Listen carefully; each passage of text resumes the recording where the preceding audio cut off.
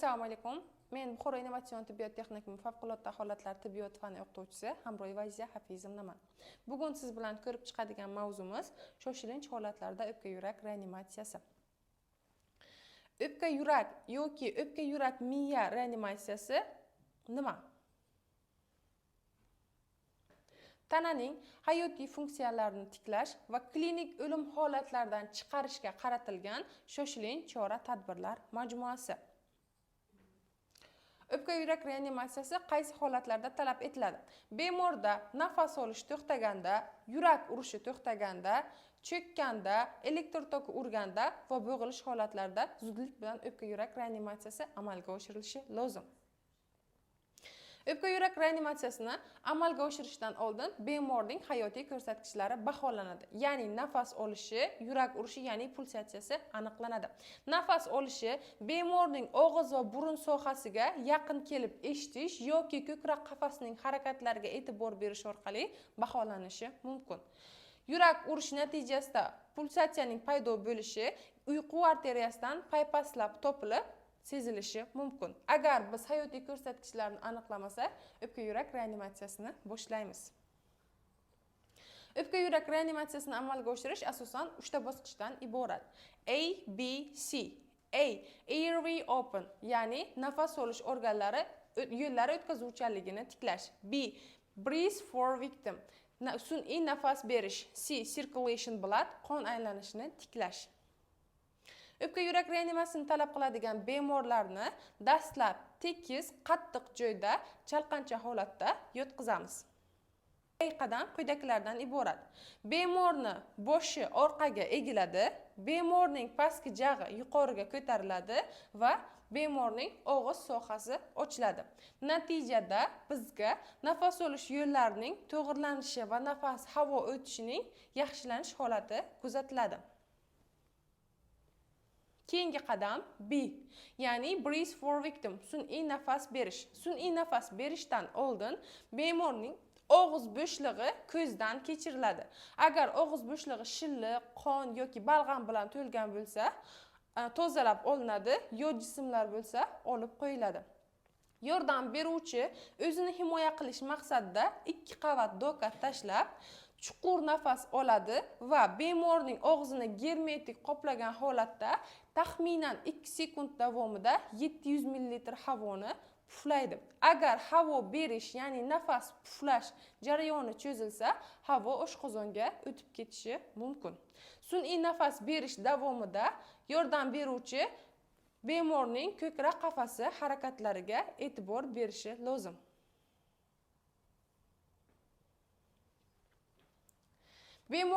Bemorga ekspirator sun'iy nafas berish vaqtida jabrlanuvchining og'iz hamda shilliq qavatlar orqali yuqumli kasalliklarni yuqtirib olish xavfi juda yuqori bo'lganligi sababli 1988-yildan boshlab butun dunyo anesteziologlar assotsiatsiyasi tomonidan og'izdan og'izga sun'iy nafas berish tavsiya etilmaydi. Buning uchun sun'iy nafas berish moslamalardan foydalanish maqsadga muvofiq. Misol uchun, ambu qopchasidan. C qadam. Circulation blood yo qon aylanishining tiklanishi. Yurakni bilvosita massaj qilishdan oldin yurakni bilvosita massaj qilish nuqtasi aniqlab olinadi. To'sh suyagining xanjarsimon o'sig'idan 2 barmoq enlik yuqoriga qo'l kafti qo'yiladi, ikkinchi barmoq esa ustma-ust qo'yilib, yurak bilvosita massaji boshlanadi. Yurakni bilvosita massaji boshlanayotgan paytda ko'krak qafasi bo'shlig'i, ya'ni to'sh suyagi va umurtqa pog'onasi o'rtasidagi masofa taxminan 4-5 sm ga yaqinlanishi kerak. Natijada yurak qisilib, yurak bo'shlig'idagi qon o'pka arteriyasi va aortaga haydaladi. Ba'zi bir holatlarda o'pka yurak reanimatsiyasi yurakni bevosita massaj qilish orqali amalga oshiriladi. Bunday holatlar faqatgina torakotomiya qilinganda va ko'krak qafasi operatsiyalarida amalga oshirilishi mumkin. Bunda bir yoki ikkala kaft orasiga yurak olinadi va yurak qisib, yurak bo'shlig'idagi qon tomirlariga haydab beriladi. O'pka yurak reanimatsiyasini amalga oshirishda yordam beruvchilarning soniga qarab turli xil nisbatlarda amalga oshiriladi. Misol uchun, yordam beruvchilar faqatgina bir kishini tashkil qilsa, nisbat 2 ga 30 nisbat bo'ladi. Ya'ni 2 marta nafas va 30 marta yurakning bilvosita massaji. Agar yordam beruvchilar 2 kishini tashkil etsa, 1 ga 15 yoki 1 ga 5 nisbatda amalga oshiriladi. Ya'ni 1 marta nafas va 15 marta yurak bilvosita massaji yoki 1 marta nafas va 5 marta yurakning bilvosita massaji. O'pka yurak reanimatsiyasini to'g'ri amalga oshirilganda hayotiy ko'rsatkichlar qayta tiklanganligini baholay olishimiz kerak. Ya'ni agar amaliyot to'g'ri bajarilsa, hayotiy ko'rsatkichlar qayta tiklansa, nima ro'y beradi? Sianoz yo'qolib, teri rangining qizarishi, nafas olish ritmik hamda aritmik qayta tiklanishi, yurakning o'z ishini boshlashi natijasida pulsatsiyaning paydo bo'lishi, ayniqsa uyqu arteriyalarida yaqqol seziladi. Ko'z qorachiqlarining to'rayishi hamda ko'z so'qasi harakatlarining paydo bo'lishi. Hozir sizga o'pka yurak reanimatsiyasini amaliyotda bajarib ko'rsataman. Demak, bemorga o'pka yurak reanimatsiyasini amalga oshirishdan oldin hayotiy ko'rsatkichlari baholanadi. Hayotiy ko'rsatkichlari burun old sohasiga oynacha yoki ip yordamida nafas olayotganligi yoki ko'krak qafasiga kaftimizni bosish orqali ko'krak qafasining harakatlanishi orqali nafas olayotganligi aniqlanadi. Yurak urishi, ya'ni pulsatsiya bemorning uyqu arteriyalarini paypaslab topiladi. Agar pulsatsiya ham topilmasa, bemorga o'pka yurak reanimatsiyalari boshlanadi. Ey qadam, ya'ni nafas olish a'zolarini to'g'irlash. Bemorning boshi orqaga egiladi, bemorning pastki jag'i yuqoriga ko'tariladi va og'iz sohasi ochiladi. Og'iz sohasi ko'zdan kechiriladi. Og'iz sohasidagi shilliqlar qo'lga doka o'rab artib olinadi. Agar qo'l ostimizda so'rg'ichlar bo'lsa, so'rg'ichlardan foydalaniladi. Yordam beruvchi o'zini himoya qilish maqsadida 2 qavat dokani bemorning og'iz sohasiga soladi.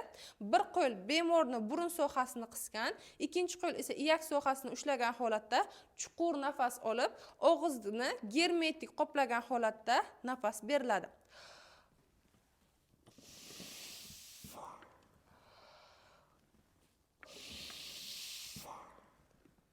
Agar yordam beruvchi qo'l osti sohasida ambu qopchalari bo'lsa, ambu qopchalardan foydalansa ham bo'ladi. Keyingi qadam C, ya'ni qon aylanishini tiklash. Birinchi, yurakni bilvosita massaj qilish proyeksiyasini topib olamiz. Ya'ni to'sh suyagining xanjarsimon o'sig'idan 2 barmoq enlik yuqorida kaft qo'yiladi. Ikkinchi kaft ustma-ust qilib qo'yilib, yurak massaji boshlanadi. Bunda e'tibor beriladi, kaftning pastki qismi to'sh suyagi sohasiga parallel perpendikulyar joylashgan bo'lishi kerak. O'pka yurak reanimatsiyasi, ya'ni yurakni bilvosita massaj qilish davomida qo'l bo'g'imlari harakatlanmaydi, ya'ni bukilmasligi lozim.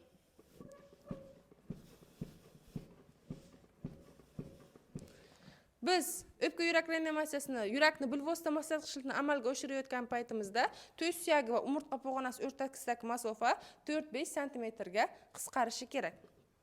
Sun'iy nafas va yurakni massaj qilish amalga oshirilgandan so'ng hayotiy ko'rsatkichlar baholanadi. O'pka yurak reanimatsiyasi ba'zi bir holatlarda amalga oshirilmaydi, ya'ni istisno holatlari mavjud.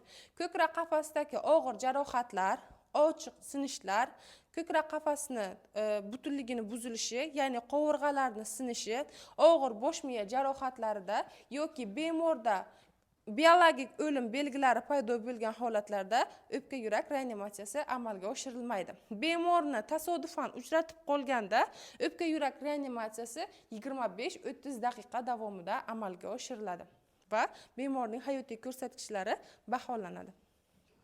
E'tiboringiz uchun rahmat.